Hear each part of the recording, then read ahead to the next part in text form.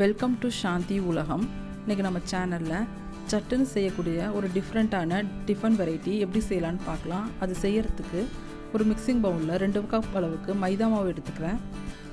அதுக்கு தேவையான உப்பு சேர்த்துட்டு கொஞ்சமாக வார்ம் வாட்டர் ஊற்றி நல்லா மிக்ஸ் பண்ணி எடுத்துக்கலாம். சப்பாத்தி மாவு பதத்துக்கு நல்லா பிசைஞ்சு எடுத்துக்கலாம். மைதா மாவு தான் சேர்க்கணுன்னு அவசியம் இல்லை, நீங்கள் கோதுமை மாவுலேயும் செய்யலாம். டேஸ்ட் கொஞ்சம் வித்தியாசம் இருக்கும், அவ்வளோதான்.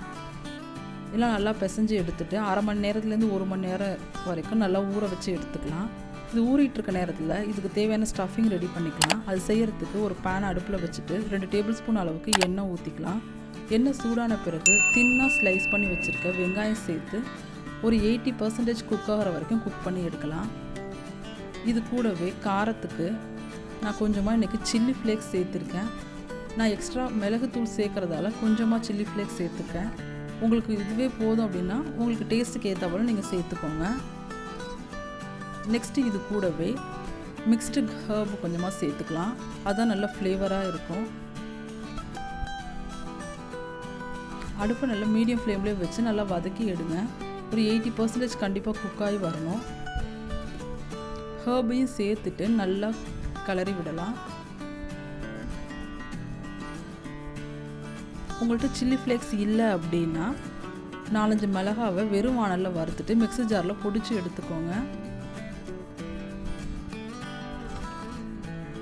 அவ்வளோதான், வெங்காயம் ரெடி ஆகிடுச்சு. நெக்ஸ்ட்டு நம்ம மிக்ஸ் பண்ணி வச்சுருந்த மாவை தேய்ச்சி எடுத்துக்கலாம். முடிஞ்ச அளவுக்கு ரவுண்டாக தேய்ச்சி எடுத்துக்கோங்க. அப்படி வரல அப்படின்னா தேய்ச்சிட்டு ஒரு ரவுண்ட் கட்டர் வச்சு கட் பண்ணி எடுத்துக்கோங்க. நெக்ஸ்ட்டு ஒரு 50% குக் ஆகிற வரைக்கும் குக் பண்ணி எடுத்துக்கலாம். ரொம்ப குக் பண்ணணுன்னு அவசியம் இல்லை, ஏன்னா நம்ம ஸ்டஃபிங் வச்சு திரும்ப குக் பண்ணுவோம். அதனால் ஒரு 50% குக் பண்ணி எடுத்துக்கோங்க. இதுக்கு எண்ணெய்லாம் சேர்க்க வேண்டாம், வெறும் இதிலே குக் பண்ணி எடுத்துக்கலாம். இதே மாதிரி எல்லாத்தையும் குக் பண்ணி எடுத்துக்கோங்க. நெக்ஸ்ட்டு ஸ்டஃபிங் ரெடி பண்ணலாம். இது செய்கிறதுக்கு நான் இன்றைக்கி 2 உருளைக்கிழங்கு வேக வச்சு மசிச்சு எடுத்திருக்கேன். அது கூடவே நம்ம வதக்கி வச்சுருக்க வெங்காயம், காரத்துக்கு ஏற்றாப்புல மிளகு பொடி, இந்த டிஷ்ஷுக்கு தேவையான உப்பு சேர்த்து நல்லா மிக்ஸ் பண்ணி எடுத்துக்கலாம். உருளைக்கிழங்கு முடிஞ்ச அளவுக்கு கெட்டி இல்லாமல் நல்லா மசிச்சு எடுத்துக்கோங்க.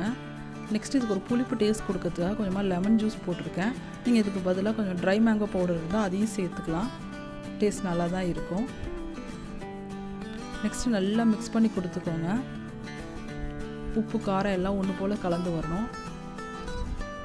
மிக்ஸ் பண்ணி எடுத்துகிட்டு நம்ம நெக்ஸ்ட்டு ஸ்டஃப் பண்ண ஆரம்பிச்சுக்கலாம். ஸ்டஃப் பண்ணுறதுக்கு நான் இன்றைக்கி மொசரலா சீஸ் எடுத்திருக்கேன். நீங்கள் எந்த சீஸ் வேணாலும் எடுத்துக்கோங்க, அல்லது துருவி வச்சுக்கோங்க. அது கூடவே கெச்சப்பும் தேவை, அதையும் எடுத்து வச்சுக்கலாம்.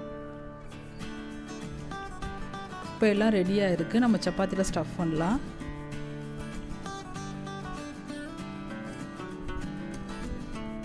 மொசரலா சீஸ் தான் போடணுன்னு அவசியம் இல்லை, நீங்கள் எந்த சீஸ் வேணாலும் அப்ளை பண்ணிவிட்டு டோஸ்ட் பண்ணி எடுத்துக்கலாம்.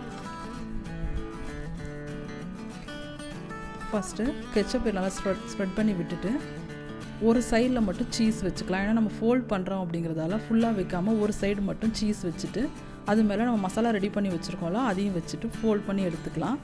மசாலா மேலேயும் நம்ம சீஸ் கொஞ்சம் வச்சுக்கலாம். அது ஹீட்லேயே நல்லா மெல்ட் ஆகி வரும்போது நல்லா டேஸ்ட்டாக இருக்கும். இதில் கொஞ்சமாச்சும் சீஸ் சேருங்க. உங்களுக்கு வேண்டாம் அப்படின்னா ப்ளைனாகவும் சாப்பிட்லாம். ஆனால் சீஸ் சேர்க்கும் போது தான் டேஸ்ட் ரொம்ப அட்டகாசமாக இருக்கும். மசாலா வச்சாச்சு, அது மேலேயும் கொஞ்சமாக சீஸ் வச்சுட்டு ஃபோல்ட் பண்ணிக்கோங்க. இதே மாதிரி எல்லாமே ரெடி பண்ணி வச்சுக்கலாம்.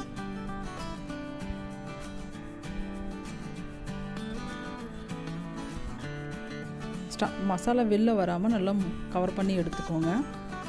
நெக்ஸ்ட் ஒரு பேனை அடுப்பில் வச்சுட்டு கொஞ்சமாக பட்டர் போட்டுக்கோங்க. பட்டர் சூடான பிறகு நம்ம ஸ்டஃப் பண்ணி வச்சுருக்கிறத வச்சு டோஸ்ட் பண்ணி எடுத்துக்கலாம். என்னோடய பேன் பெருசு அப்படிங்கிறதால நான் 2 அட் டைமில் டோஸ்ட் பண்ணி எடுத்துக்கேன். அடுப்பை மீடியம் ஃப்ளேம்லேயே வச்சுட்டு 2 பக்கமும் செவந்து வர வரைக்கும் டோஸ்ட் பண்ணி எடுக்கலாம். நம்ம உள்ளே வச்சுருக்கோம்ல சீஸ், அதுவும் மெல்ட் ஆகிட்டு வரும். அந்த டைமில் நம்ம சர்விங் பிளேட்டுக்கு சர்வ் பண்ணி எடுத்துக்கலாம். எப்பவுமே ஒரே மாதிரியே டிஃபன் சாப்பிடாமல் இதே மாதிரி வெரைட்டியாக ட்ரை பண்ணி பாருங்கள். ட்ரை பண்ணி பார்த்துட்டு உங்களோட கமெண்ட் பாக்ஸில் கொடுங்க. அவ்வளோதான், ரெடி ஆகிடுச்சு. ரொம்ப ஈஸியான டக்குன்னு செய்யக்கூடிய டிஃபன் ரெடி ஆகிடுச்சு.